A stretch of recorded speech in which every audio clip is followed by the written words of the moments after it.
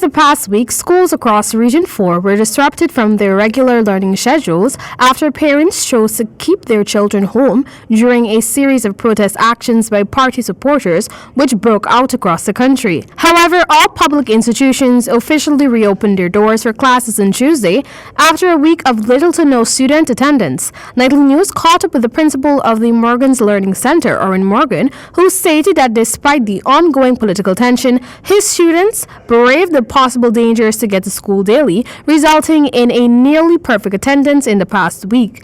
The principal reminded that it is especially imperative for youths to be at school during this time due to the fact that many of the young learners are preparing to write the Caribbean Secondary Education Certificate CSEC examination in May-June. I must say it has been rather disturbing.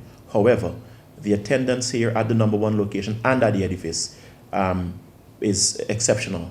In fact, our teacher was just telling me, a teacher of English, Mr. Franklin Langhorne, was just telling me that he was surprised at the attendance. So while disturbing, we can say at MLC that the parents and teachers and students are coming out because they understand, and we understand at MLC what is at stake.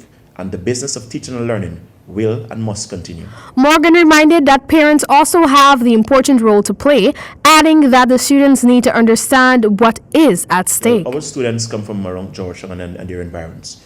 They come from, in fact, we've had students who came from Bartica, from Borbis, who stayed in town to come to classes at the number one location, the Bottom House. All right? So, Sophia, Keity, Camerville, Bel-Air, South, North, East, wherever there is a need for an education, students come to MLC.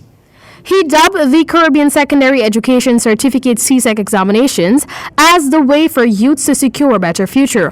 Morgan believes that parents across the country should step up and go the extra mile to ensure that their charges get to the respective learning institution unless an extremely dangerous threat arises. Morgan, who has been an educator for the past 20 years, also urged politicians and their supporters to do the right thing, pointing out that the ongoing political debacle has resulted in the nation's children being robbed of the opportunity to learn. This is something that is bigger than us. Education is serious business, and at no point in time should Guyana's children be affected.